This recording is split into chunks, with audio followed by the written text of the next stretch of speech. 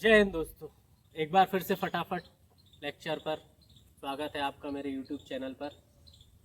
आशा करता हूँ आप सभी अच्छे होंगे। और आज ये वीडियो मैं आरआरबी एनटीपीसी के लिए लाया हूँ। आरआरबी एनटीपीसी का नोटिफिकेशन आ गया है। आरआरबी यानी कि रेलवे का एग्ज़ाम, जिसका इंतज़ार काफ़ी समय से लोग कर रहे थे, जो 2019 में पेपर हुआ था उसका। तो जो आरआरबी एनटीपीसी का एग्ज़ाम है वो 5/2024 आ गया है, जिसकी लास्ट डेट है 13 अक्टूबर 2024। तो आप सभी लोग तैयार रहें। मेरा ये वीडियो बनाने का मतलब ये है कि मैं आपको सिर्फ ये बताना चाहता हूँ कौन सा जॉन चुनें, क्या क्या गलती ना करें और किस तरीके से तैयारी करें। बाकी सारी चीज़ें तो आप लोगों को पता ही होंगी। सारे इतने सारे वीडियोज़ आ चुके हैं, बहुत सारे वीडियोज़ आ चुके हैं, और वो सारे वीडियो में आप लोगों को बता दिया फॉर्म कैसे भरना है, नोटिफिकेशन क्या करना है। तो सबसे पहले मैं आपको ये बताऊंगा कि क्या गलतियां नहीं करनी है। तो सबसे पहली चीज़ ये है कि जब भी आप कोई भी परीक्षा का फॉर्म भर रहे हैं तो आपको ये ध्यान रखना है कि उस परीक्षा के लिए आपकी एलिजिबिलिटी है या नहीं। और दूसरी चीज़ जो मोस्ट इम्पोर्टेंट है कि बच्चे क्या करते हैं, बस एक हाइप बना देते हैं कि मेरा आरआरबी एनटीपीसी में सिलेक्शन हो गया है। तो आपको क्या है कि सबसे पहले नोटिफिकेशन पढ़ना है। अगर आप नोटिफिकेशन नहीं करते हैं, नोटिफिकेशन नहीं पढ़ते हैं, तो आपका नुकसान हो सकता है। क्योंकि कई बार हम सिर्फ फॉर्म ऐसे ही भर देते हैं, बाद में ये पता चलता है कि उसमें सेकंड फेज़ भी है, थर्ड फेज़ भी है, टाइपिंग भी है और कंप्यूटर भी है, और भी कई सारी चीज़ें अलग अलग पोस्ट के हिसाब से होती हैं। और कौन सी पोस्ट कहाँ पर कितनी है ये सब भी हमें देखना है। तो पहला पॉइंट ये है कि आप नोटिफिकेशन को बहुत अच्छे से पढ़ें। आरआरबी नोटिफिकेशन आपको रेलवे की वेबसाइट पर मिल जाएगा, और कई सारी कॉम्पिटिटिव एग्ज़ाम की वो है उनमें मिल जाएगा। इसके बाद जो नोटिफिकेशन पढ़ें उसमें महत्वपूर्ण ये है कि आप उसमें ये देखें कि कब से कब तक की एग्ज़ाम डेट है, उसकी एलिजिबिलिटी क्या है, और आप उस एलिजिबिलिटी में आ रहे हैं या नहीं आ रहे हैं। जैसे स्टेशन मास्टर की पोस्ट है, उसमें गुड्स ट्रेन मैनेजर की पोस्ट है, और उसमें आपकी कमर्शियल टिकट की भी है, और लेवल 3, लेवल 4, लेवल 5, लेवल 6 की पोस्ट है। अब मैं ये क्यों बता रहा हूँ, क्योंकि मैं उस एग्ज़ाम को फेस किया हूँ। क्वालिफाइड है मेरा RRB NTPC, RRB loco pilot, और एसएससी सीजीएल भी मेरा क्वालिफाइड है, और सिलेक्टेड हूँ। वर्तमान में मैं सहायक विकास विस्तार अधिकारी हूँ। तो आप लोगों को मैं बस इतना बताना चाह रहा हूँ क्या गलतियाँ नहीं करें। तो सबसे पहले आप नोटिफिकेशन पूरा रीड करें, क्योंकि बच्चों को नहीं पता होता है कि कितना परसेंट कौन से में जुड़ेगा। जैसे कि जब मेरिट बनती है तो सीबीटी फर्स्ट और सीबीटी 2 और सीबीटी 3 तीनों अलग अलग फेज़ में होते हैं। एक सीबीएटी भी होता है। तो आपको नोटिफिकेशन प्रॉपर पढ़ना है। जिसकी हिंदी है वो हिंदी में पढ़ें, जिसका इंग्लिश है वो इंग्लिश में पढ़ें।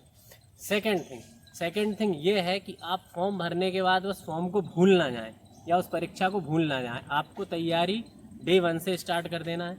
बहुत सारी स्ट्रेटजी हैं, बहुत सारे लोग अलग अलग स्ट्रेटजी बना रहे हैं।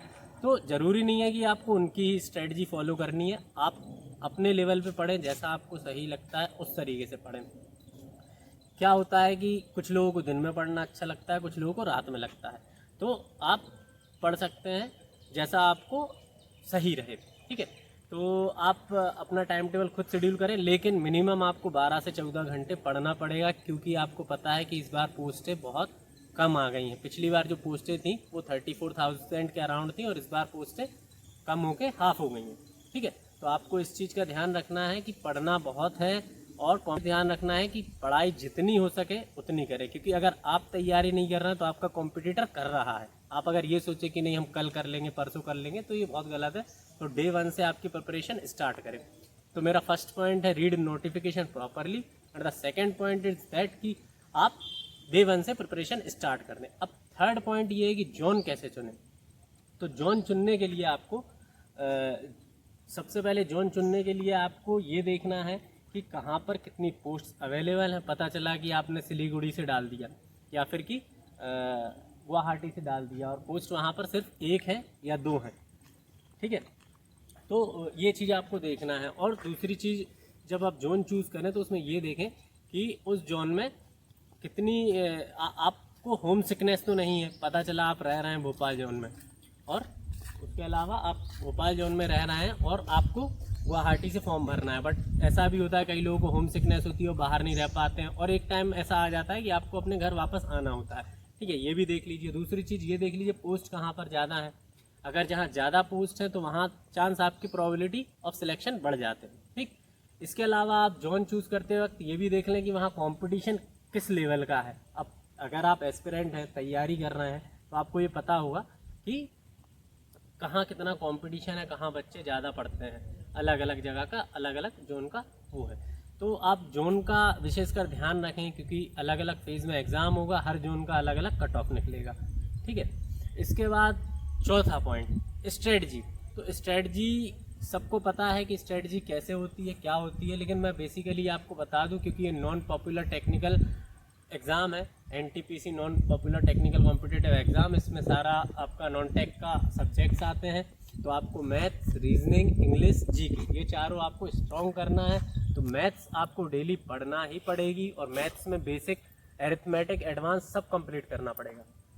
ठीक है, इसके अलावा आपको रीजनिंग बहुत अच्छे से तैयार करनी पड़ेगी, इंग्लिश, जीके, इन चारों सेक्शन को आप इस तरीके से कीजिए कि आपको डेली इतना करना है कि सारी चीज़ें रिपीटेशन में होती जाएं। कोई एक चीज़ को पकड़ के करेंगे तो दूसरी चीज़ आपकी छूट जाएगी।